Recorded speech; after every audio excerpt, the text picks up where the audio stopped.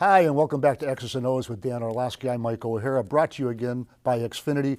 And Dan Orlovsky, the Detroit Lions are at the Chicago Bears on Sunday at Soldier Field. Used to be a house of horrors for the Lions and everybody else, but these are both teams having trouble winning. The Lions have lost 4 out of 5.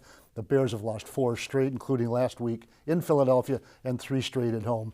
But unlike the Detroit Lions, the Bears are having trouble moving the ball. And when you look at them, Dan Orlovsky, before we get the X's and O's, tell us what you see in that quarterback Mitchell Trubisky, and would you be surprised if there was a quarterback change for this game to Chase Daniel?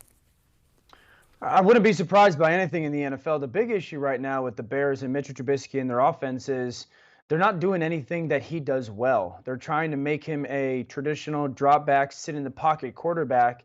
And Lions fans know that one of his great strengths is getting him on the perimeter and allowing him to play in a outside the pocket football game. And they're not doing that, and it's totally shattered his confidence. Well, we'll see if we can shatter it some more. Look, we've got some plays. We're going to start right now in the third quarter of their loss at Philadelphia. Here's a big play, a rare one for the Bears. 53-yard pass to wide receiver Taylor Gabriel. Give us the X's and O's. Tell us what you see. Well, this is the first time they did this in this game. This is in the third quarter. It's the first time they went play action pass, moved him outside of the pocket, and took a shot downfield. And if I'm the Lions, and this is the only thing or one of the only things that went well for Chicago in this game, I've got to watch this and go, well, I at least have a plan for more of the play action, the pocket movement, and the shots downfield. They love to take shots downfield with Taylor Gabriel because he's such a speed guy. And when they do it, Mike, they go outside zone. They go hard fake one way, bring the quarterback all the way back around the other way. They take a receiver and try to put him in the front of a corner or in the front of a safety to just get him to bite up, which what they do at the tight end here. And that's when they allow Gabriel and his speed to go down the middle of the field or cross all the way across. So, I mean, they haven't been doing it a lot this year, but for a team that is desperate offensively to do good things and to get a win, I'd have to imagine that the play action shots are going to come early and often from the Chicago Bear offense. But Dan Orlovsky, what stops it? Is it pressure or is it coverage? Well, you got to understand personnel and where guys are. Coverage is a big thing. Absolutely. You got stay deep is the deepest and wide is the widest. If you're a middle of the field safety, if you're in a cover 3 safety, you have to stay deeper than everybody else. If you're a corner, you've got to stay deep on your deep third. So it's going to be eye discipline, and it certainly is pressure. Like the more you try to get the ball out of your quarterback's hands quicker, in these longer developing routes, they don't have the chance to get open downfield. All right, Dan, we're going to move along to the first play of the fourth quarter. We're going to go from Mitchell Trubisky's arm to David Montgomery's legs, a young player, a rookie from Iowa State, a 30-yard run. Break it down. This is the first play of the fourth quarter. Give us the X's and O's. Well, this is a play that Lions fans should certainly be familiar with because it's what the Giants ran against them a couple weeks ago. They take Tariq Cohen, 2 backs in the game, 29 and 32, Montgomery and Cohen. They bring him in that quick motion.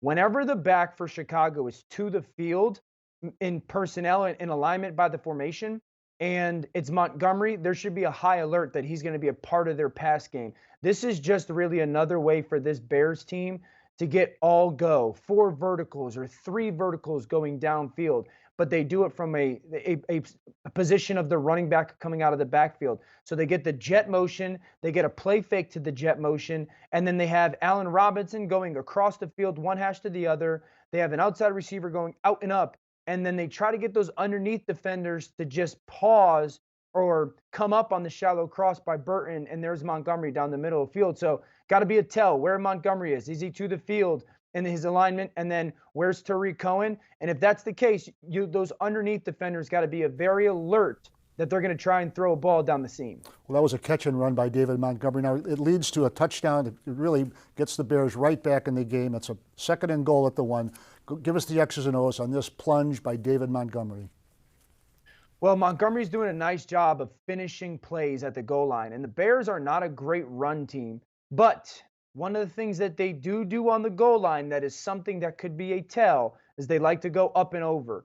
And the Lions, like I don't know what it's like to play linebacker, Mike, but jumping usually doesn't help. I think the Lions, this is an opportunity to punch out the football. When the tailback wants to go up and over, I would be anticipating that leap. And instead of trying to go head-on-head collision with him, punch that ball out as he goes airborne, and you can get an easy turnover. Well, that's something they were good at earlier in the season. Hasn't happened so much lately. And finally, we're going to close it out with one more look at David Montgomery. 17-yard run. I know you're pretty high on this kid. Break it down. Give us the X's and O's. Tell us what you see on this play. Well, one of the things that Montgomery does so well, he's got really good vision, he's got really good lateral movement, and then he understands the blocking scheme. And so this is the Bears have done this a little bit with their run game, where they'll put two tight ends on the field. They'll take one of the tight ends and place him as a fullback in alignment wise, and then they run old school football, Mike, where it's just big on big and one guy on one guy, and that fullback is leading up on that weak side linebacker. The big thing is gap discipline.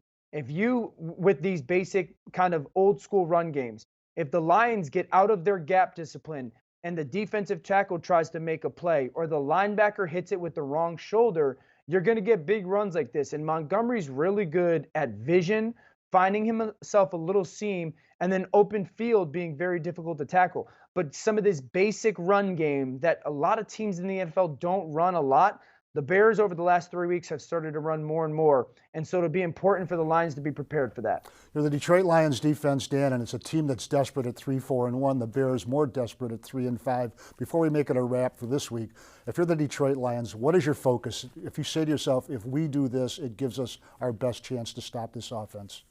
Well, you got to get to the quarterback early. You got to feed the doubt right now that's in Mitchell Trubisky's head and the coach's head. You make sure that you come out and firing defensively. I would change coverage at the snap, because I don't know if this is completely accurate, but supposedly the quarterback is struggling to see coverage change.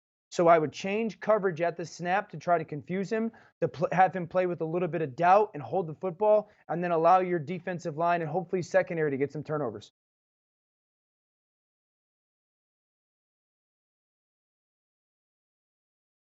You got it, bud.